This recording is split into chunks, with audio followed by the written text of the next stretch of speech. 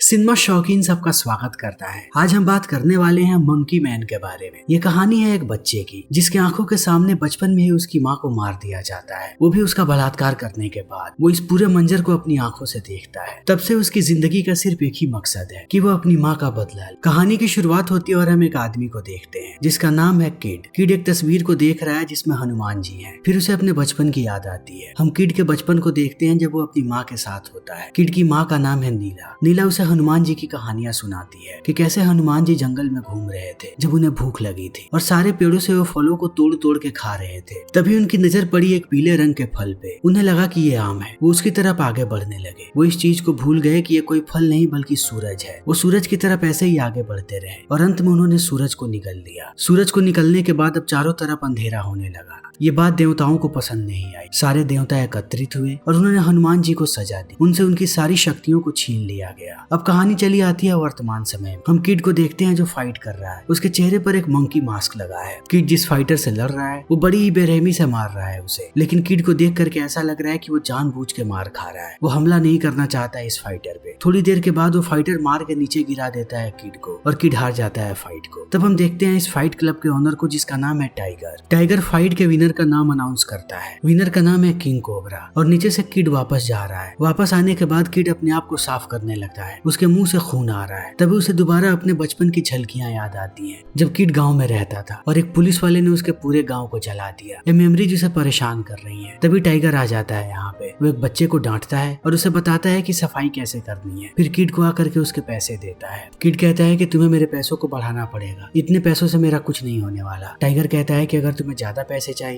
तो अगली बार जीतने की कोशिश कर। किड यहाँ से निकल जाता है। तभी हम एक गुरु को देखते हैं जिसका नाम है बाबा शक्ति। पूरे इंडिया में वो बहुत ही ज्यादा फेमस है। हर जगह टीवी पे उसकी खबरें आ रही होती हैं। किड जाकर के बैठ जाता है एक बार। तभी उसके पास एक बच्चा आता है जिसका नाम है लकी। लकी किड के लिए ही काम करता है। किड को जो भी जानकारी चाहिए लकी जानकारियां ला करके उसे देता है। आज भी लकी कुछ जानकारियां लाया है। जब किड उसे पैसा देता है तब वो बताता है क्वीनी नाम के एक औरत के बारे जो मुंबई शहर के सबसे अमीर लोगों में से एक है। किड अब इसके पीछे लग जाता है। अगले दिन हम क्वीनी को देखते हैं बाहर बैठे हुए। तब उसके पास एक आदमी आता है खिलौना बेचने के लिए। तब क्वीनी मना कर देती है। फिर वो आदमी जानबूझ के उसके ड्रिंक को नीचे गिरा देता है। जैसे ही क्वीनी डिस्ट्रैक्ट होती है वो उसके वॉलेट को चुरा करके निकल जाता है। अब एक के बाद एक ये वॉलेट बहुत सारे लोगों के हाथों में जा रहा है। अंत में वॉलेट पहुंचता है किड के पास। किड वॉलेट को खोलता है और क्वीनी के कार्ड को लेकर के इंतजार करने लगा है। रात में हम देखते हैं क्वीनी के क्लब को। किड बाहर ही इंतजार कर रहा है सही समय का जब वो क्लब के भीतर जाएगा। जब उसे एहसास होता है कि क्वीनी आ चुकी है तब वो उसके आदमियों से बात करता है। वो लोग लेकर के जाते हैं किड को क्वीनी के पास। क्वीनी वॉलेट लौटाता है और कहता है कि मैंने 2 गुंडों से लड़ाई की इस वॉलेट के लिए। इन बातों को सुनने के बाद क्वीनी उसे थोड़े पैसे देती है। किड कहता है मुझे पैसे नहीं चाहिए, मुझे काम चाहिए। क्वीनी कहती है कि आखिर तुम यहाँ पर क्या काम करोगे? ये एक 5 स्टार होटल है, तुम्हारे लिए यहाँ पर कोई काम नहीं। किड कहता है कि मुझे यहीं पर काम करना है, आप जो भी काम दोगे मैं कर लूंगा। क्वीनी मना कर देती है। तब वो अपने जले हुए हाथों को दिखाता है और कहता है कि ये सारे हाथ ब्लीच से जले हैं। इसे देख करके आपको पता लग जाएगा कि मैं कोई भी काम करने को तैयार। इसी बीच किड की नजर पड़ती है यहाँ की एक तस्वीर पे। तब हम देखते हैं क्वीनी के पति को जिसका नाम है राणा। राणा वही आदमी है जिसने किड की माँ को मारा था और जलाया था उसके पूरे गाँव को। इस चीज को देखने के बाद किड अपनी यादों में खो जाता है। तभी क्वीनी उसे कहती है कि कल से काम पर आ जाना, तुम्हें यहाँ पर क्लीनिंग का काम करना है। किड भी मान जाता है। किड यहाँ पर इसलिए आया है ताकि वो राणा के करीब जा सके और उसे मार के अपनी माँ का बदला पूरा करे। अगले दिन जब वो काम कर रहा होता है तब उसके पास एक आदमी आता है जिसका नाम है अल्फोंसो। जब वो किड से बात करता है तब हमें पता लगता है कि अल्फोंसो दुनिया के सारे नशे की चीजें लाता है इस होटल में और क्वीनी उसे महंगे दामों पे बेचती है बड़े कस्टमर्स को। किड को ये बात याद रह जाती है। अगले दिन वो जाता है एक पान की दुकान पे और कहता है कि मेरे लिए एक स्पेशल पान लगा दो। तब वो पान की दुकान वाला उसे देखता है और एक बच्चे को इशारा करता है। वो बच्चा लेकर के जाता है किड को एक बेसमेंट में। यहाँ पर हम देखते हैं एक बड़ी सी दुकान को जहाँ पर सारे गैर कानूनी हथियार मिलते हैं। किड अपने लिए एक हथियार लेता है और चला आता है वापस होटल में। होटल में आने के बाद वो देखता है क्वीनी को। क्वीनी एक लड़की को बहुत ही बुरी तरीके से डांट रही है। इस लड़की का नाम है सीता। ये लड़की एक वैश्या है। वो कहती है कि आजकल के जो कस्टमर्स आ रहे हैं वो उसे बड़ी बेरहमी से चोट पहुंचाते हैं। क्वीनी कहती है कि तुम्हें इतना ओवर ड्रामेटिक होने की जरूरत नहीं है, वो ऐसे ही करते हैं, वो तुम्हारे साथ खिलवाड़ ही करेंगे। कंप्लेन करना बंद करो वरना मैं तुम्हें दोबारा सड़कों पे भेज दूंगी और तुम टके टके के लिए अपने जिस्म को बेचती फिरोगी। अब किड भी आ चुका है क्वीनी के कमरे में। तब क्वीनी उसे कहती है कि अपनी मुंडी को उधर करो। किड जैसे ही मुंडी को उधर करता है वो अपनी तिजोरी को खोलती है जिसमें बहुत सारा कैश है। फिर वो एक नोटों की गड्डी निकाल करके दे देती है अल्फोंसो को ताकि वो बाहर से ड्रग्स ला सके। अल्फोंसो निकल जाता है। तब किड जाता है उसके पीछे पीछे। किड को पता है कि अल्फोंसो के पास बहुत पैसे हैं जो अभी अभी उसे क्वीनी ने दिया है। वो अल्फोंसो को एक ऑफर देता है कि तुम्हें एक फाइट क्लब में आना है, वहाँ आकर के तुम्हें इस फाइटर पे पैसे लगाने हैं, वो हारने वाला है। शुरू में अल्फोंसो उसकी बातों को नहीं मानता, मगर जब किड उसे भरोसा दिलाता है तब वो चला आता है फाइट क्लब में और सारे पैसों को लगा देता है किड पे। किड जैसे ही हारता है इनके पैसे डबल हो जाते हैं। अल्फोंसो बहुत खुश है। वो किड को कहता है कि तुम्हें क्या चाहिए। किड कहता है कि मुझे VIP एरिया में लेकर के चलो। तब अल्फोंसो उसे लेकर के चला जाता है। यहाँ पर दुनिया के सारे अमीर लोग आते हैं। जब ये लोग बैठे होते हैं तब सबको ड्रग पेश किया जाता है। ड्रग्स के अलावा इन्हें मेन्यू कार्ड भी दिया जाता है जिसमें लड़कियों की लिस्ट है। लड़कियों के बारे में सारा का सारा डिटेल लिखा हुआ है, जिसे जो भी लड़की चाहिए वो उसे तुरंत वहीं पर मिल जाएगी। एक एक करके अमीर लोग लड़कियों को लेकर के कमरे में जाने लगते हैं। किड इन चीजों को बड़े ही ध्यान से देखता है कि आखिर कौन यहाँ पर क्या कर रहा है। वो चारों तरफ राना को ढूंढ रहा है। अगले दिन जब वो वापस आता है तब दोबारा चला जाता है ड्रिंक सर्व करने के लिए। इसी बीच उसकी नजर पड़ती है सीता पे। सीता के साथ एक आदमी बैठा हुआ है जो उसे गलत तरीके से छू रहा है। सीता बार बार कह रही है कि यहाँ पे नहीं, अगर करना है तो हम कमरे में चल के कर सकते हैं, मगर एक क्लाइंट नहीं मानता। इन चीजों को देखने के बाद किड को अपना बचपन याद आता है और वो रात याद आती है जब उसके गाँव में पुलिस वाले आए थे और सबको बोला गया था कि ये लोग अपने गाँव को खाली कर दे, लेकिन कुछ लोग उनके खिलाफ खड़े हो गए। उन लोगों में किड की माँ नीला भी थी जो खाली नहीं करना चाहती थी गाँव को। तब पुलिस वाले ने एक एक करके सबको मारना शुरू कर दिया। किड जब सीता को इस हालत में देखता है उसे वही मंजर याद आता है। उसके आंखों में आंसू आ जाते हैं। वो ज्यादा देर तक यहाँ पे नहीं रुक पाता, उसका दम घुटने लगता है यहाँ पे। तब वो भागते हुए आता है बाहर आकर के जैसे ही बैठता है उसके पास एक छोटा सा कुत्ता चला आता है। किड तुरंत कचरे में से खाना निकाल करके उसे खिलाना शुरू कर देता है। तभी यहाँ पर सीता आती है और किड को देख करके कहती है कि आखिर तुम यहाँ पर क्यों काम कर रहे हो, अगर ऐसी चीजों को नहीं देख सकते। हर रोज आकर के कस्टमर्स हमारे साथ यही करते हैं, अगर तुम ऐसे ही पैनिक करते रहे तब ज्यादा दिनों तक तुम यहाँ पे नहीं टिकोगे। किड इन बातों का जवाब नहीं देता और सीता को कहता है कि तुम्हारे हाथों पर कोयल का टैटू है, इसका मतलब है कि तुम्हें गाना पसंद है। सीता इन बातों का जवाब नहीं देती और निकल जाती है। अब किड की तैयारी शुरू हो चुकी है। वो हर रोज गन चलाने की प्रैक्टिस करता है ताकि अपने निशाने को परफेक्ट कर सके। उसके बाद वो फाइट करता है और फाइट के साथ साथ वो होटल में भी काम कर रहा है। वो जितनी जल्दी हो सके राना को मारेगा, इसीलिए उसकी सारी की सारी तैयारियां एक साथ चल रही है। वो एक दिन का भी वक्त जाया नहीं करना चाहता। वो अपने कुत्ते को ट्रेन करना शुरू कर देता है कि जब वो सीटी बजाए तब कुत्ता पीछे के दरवाजे से इस बंदूक को लेकर के आ जाए। किड जानता है कि सामने के दरवाजे से वो बंदूक लेकर के अंदर नहीं आ सकता। कुत्ता भी ट्रेन हो जाता है और धीरे धीरे किड की पूरी तैयारी हो जाती है। अब किड अल्फोंसो से कहता है कि वो उसे रेस्ट्रिक्टेड एरिया में लेकर के जाए। अल्फोंसो भी मान जाता है। किड अपनी बंदूक लेता है और ड्रिंक्स लेकर के जाने लगता है रेस्ट्रिक्टेड एरिया में। जैसे ये लोग अंदर दाखिल होते हैं, यहाँ की चकाचौंध को देखने के बाद किड दंग रह जाता है। ये जगह बाकी दुनिया से बिल्कुल अलग है। यहाँ पर दुनिया के सबसे गंदे काम होते हैं, वो भी शरेआम, कोई किसी को नहीं रोकने वाला। तभी किड की नजर पड़ती है राना पे। वो देखता है कि राना सीता के साथ बैठा हुआ है और सीता के साथ बदसलूकी कर रहा है। किड को पता है कि राना अब ड्रग्स लेगा, इसीलिए ड्रग्स में उसने पहले ही केमिकल मिला दिया है। वो जैसे ही राना को ड्रग्स देता है, राना ड्रग्स ले लेता है, लेकिन धीरे धीरे अब उसकी हालत खराब होने लगती है। वो भागते हुए आता है वॉशरूम में, उसके नाक से खून निकल रहा है। राना जब अपने आप को साफ कर रहा होता है तभी किड भी चला आता है बाथरूम में। उसे पता है कि यही सही मौका है मारने का राना को। वो राना पे बंदूक तान देता है। तभी राना देखता है कि किड के हाथ कांप रहे हैं, यानी वो इतनी जल्दी गोली नहीं चला पाएगा। राना हमला कर देता है किड पे। अब गलती से गोली चल जाती है,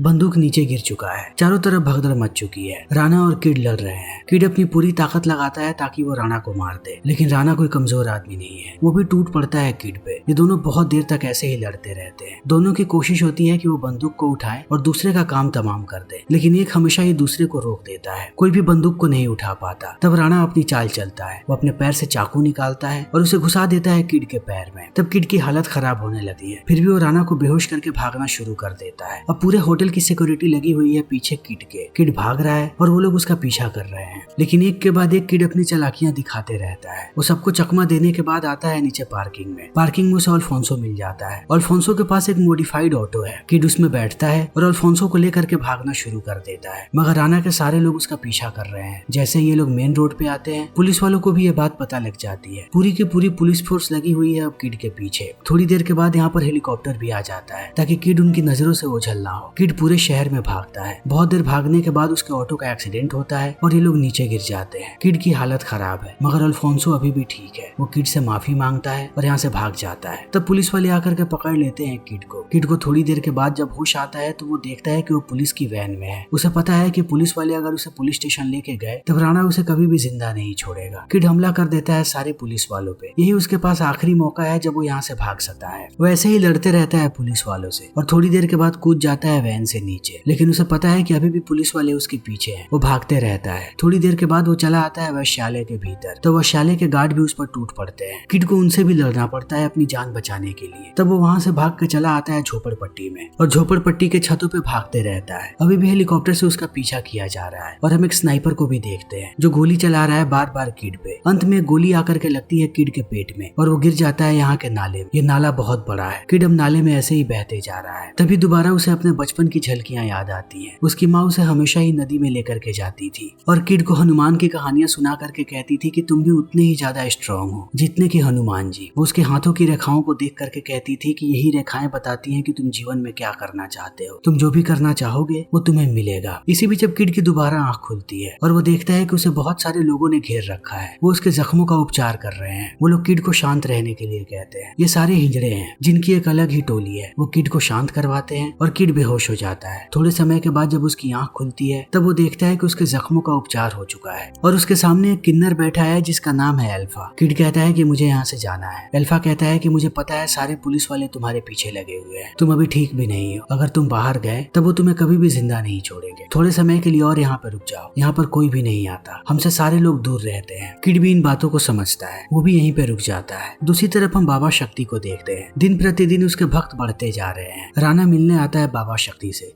और कहता है कि एक लड़का मेरे होटल तक आ गया था मुझे मारने के लिए। वो कह रहा था कि मैंने उसकी माँ को मारा है। वो शायद अभी भी जिंदा है। हमें उसे मारना पड़ेगा। शक्ति कहता है कि उसे भूल जाओ। इलेक्शंस आने वाले हैं। अभी हमें उस पर फोकस करना है। तुम भी पूरा का पूरा ध्यान इलेक्शन पे लगाओ। दूसरी तरफ किड ऐसे ही घूम रहा है इन घरों में। थोड़ी देर के बाद उसे तबले की आवाज सुनाई पड़ती है। जैसे जैसे वो आगे बढ़ता है वो देखता है कि रात में सारे लोग इकट्ठा होकर के सेलिब्रेशन करते हैं और उस्ताद जी तबला बजाते हैं। ये सब बहुत खुश है। ये नाच रहे हैं, गा रहे हैं। किड भी थोड़ी देर तक यहाँ पे बैठा रहता है लेकिन उसे अच्छा नहीं लगता। तब वो वापस आकर के एकांत में बैठ जाता है। अल्फा ने इन चीजों को देख लिया था। वो भी आता है किड के पास और कहता है कि तुम्हारे अंदर सिर्फ और सिर्फ गुस्सा भरा पड़ा है। इतना कहने के बाद वो उसे लेकर के जाता है पवित्र पेड़ के पास जहाँ पर चारों तरफ दिए जल रहे हैं। वो किड को कहता है कि तुम्हारे अंदर एक बहुत ही तेज गुस्सा है जो सबको जला करके राख कर देना चाहता है। तुम्हारे अंदर की आग बदले की आग है। जिस दिन तुम्हारा बदला पूरा होगा उस दिन तुम कुछ और ही बन जाओगे, लेकिन उस बदले के लिए तुम्हें ताकतवर होना है और वो ताकत तुम्हें ये पेड़ दे सकती है। वो पेड़ के नीचे से एक तना को तोड़ता है और उसे पीसना शुरू कर देता है। वो पाउडर को लेकर के आगे बढ़ता है किड की तरफ। किड को कहता है कि तुम्हारी ताकत तुम्हारा गुस्सा ही है और तुम्हारा गुस्सा आता है तुम्हारे बचपन की यादों से। ये पाउडर तुम्हारी मदद करेगा और उन यादों को वापस ले आएगा। वो यादें तुम्हारे दिमाग से कभी नहीं जाएंगी। इतना कहने के बाद वो पाउडर फेंक देता है किड के ऊपर। तब किड को अपना बचपन याद आता है कि कैसे उसके पूरे गांव को जला दिया गया था। वो गिर जाता है जमीन पे। जैसे हनुमान जी ने अपने सीने को फाड़ा था, किड अपने कपड़े को फाड़ता है। उसके बाद वो भी अपने सीने को फाड़ता है। हम अंदर सूरज देखते हैं। अब किड को अपना वो दिन याद आता है जब सारी चीजें खत्म हुई थी। गांव में उस दिन ये लोग पपेट का शो देख रहे थे। किड अपनी माँ के साथ था। तभी यहाँ पर राणा आ गया। राणा कॉल पर बात करता है बाबा शक्ति से। शक्ति ने इस पूरी जमीन को खरीदा है। वो चाहता है कि ये झोपड़पट्टी के सारे लोग यहाँ से चले जाएं ताकि ये पूरी जमीन उसकी हो जाए और राणा सबको खाली करवाने वाला है, मगर लोग नहीं मानते। तब एक एक करके ये लोग सारे घरों को जलाना शुरू कर देते हैं। घरों के साथ साथ मासूम लोग भी जल रहे हैं और इन्हें इन बातों से कोई फर्क नहीं पड़ता। राणा देखता है किड की माँ को। किड की माँ समझ जाती है कि राणा की आंखों में हवस है। वो किड को छुपा देती है घर के भीतर। कहती है कि चाहे कुछ भी हो जाए तुम बाहर मत आना। किड ऐसे ही छुपा रहता है। तब राणा अंदर आकर के छूना शुरू कर देता है उसकी माँ को। नीला ने अपने हाथों में चाकू रखा हुआ है। जब राणा हदों को पार करता है तब वो उसे चाकू मारने की कोशिश करती है।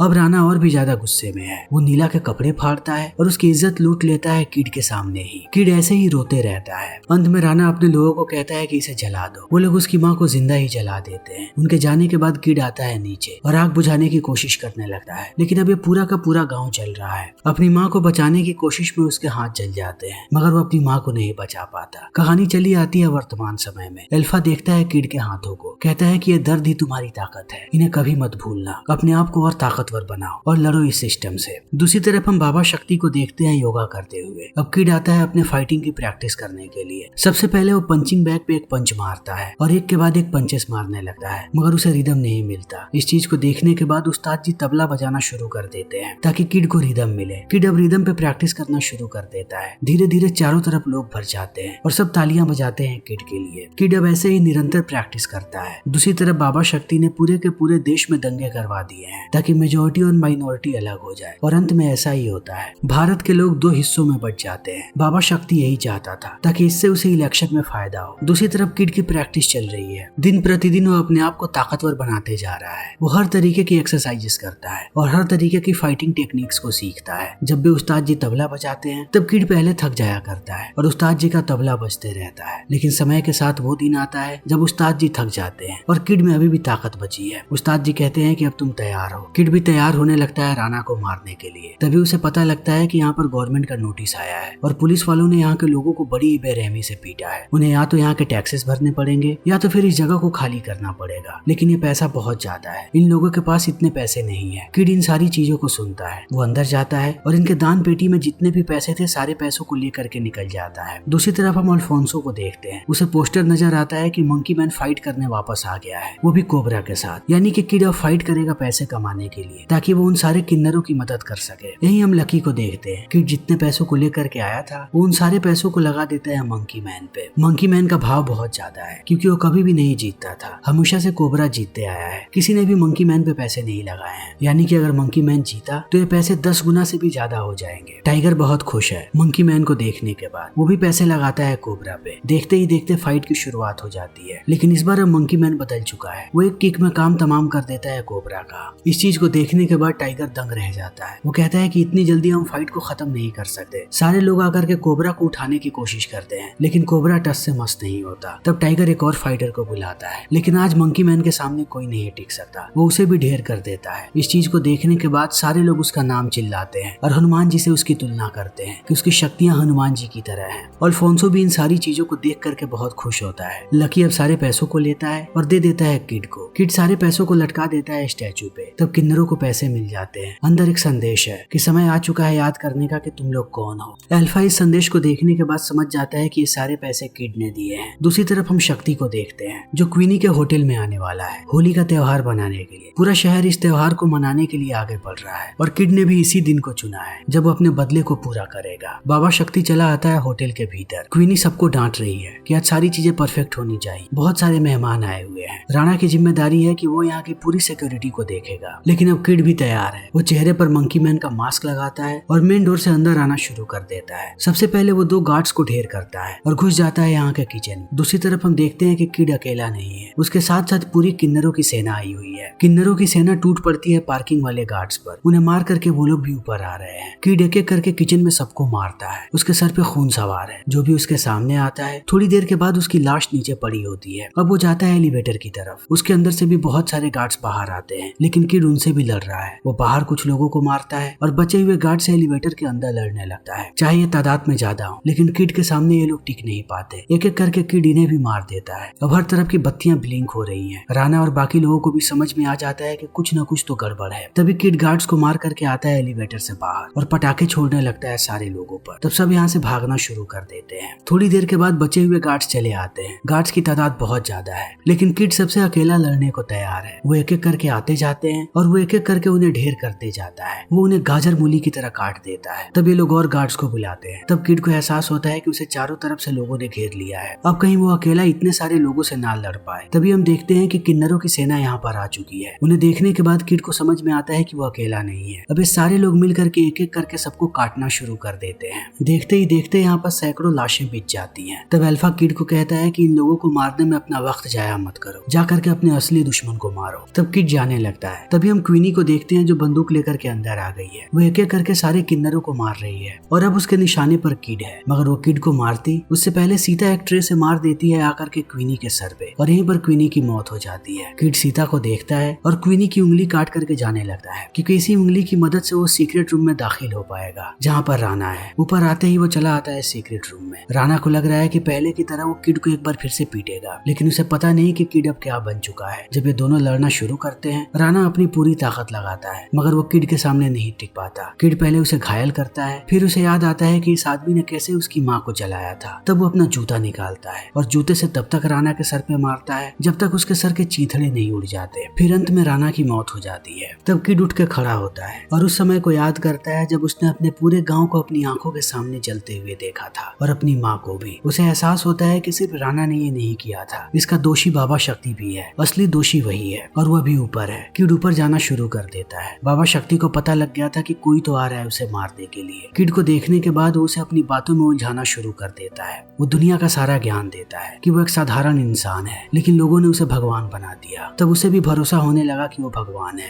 बाबा शक्ति ने अपने लिए हेलीकॉप्टर बुलवाया है ताकि वो आसानी से यहाँ से भाग जाए। जैसे ही हेलीकॉप्टर यहाँ पे आता है, किड डिस्ट्रैक्ट हो जाता है और बाबा शक्ति इस चीज का फायदा उठा करके एक कील घुसा देता है उसके पेट में। अब किड दर्द से कराह रहा है। तभी बाबा शक्ति दूसरे कील को निकालता है पेट में घुसाने के लिए, लेकिन उससे पहले किड उसे पकड़ लेता है और उसी कील को घुसा देता है बाबा शक्ति के छाती में और उसे कई बार स्टैब करता है, तब तक जब तक बाबा शक्ति की मौत नहीं हो जाती। बाबा शक्ति को मारते समय उसे अपनी शक्तियां याद आती हैं कि उसकी माँ ने उससे क्या कहा था कि तुम हनुमान जी की तरह शक्तिशाली हो, तुम्हें कोई नहीं हरा सकता, तुम जो चाहोगे तुम्हें वो मिलेगा। किड ने आज अपने बदले को पूरा कर लिया। बचपन में अपनी माँ के साथ वो एक गाना गाया करता था, उसे वही गाना याद आ रहा है। वो उस गाने को गुनगुनाता है और ये फिल्म यहीं पर खत्म हो जाती है। तो दोस्तों, हमारी आज की वीडियो यहीं पर खत्म होती है। अगर आपको हमारी ये वीडियो पसंद आई हो तो इसे लाइक करें, शेयर करें और चैनल को सब्सक्राइब करें। Thank you.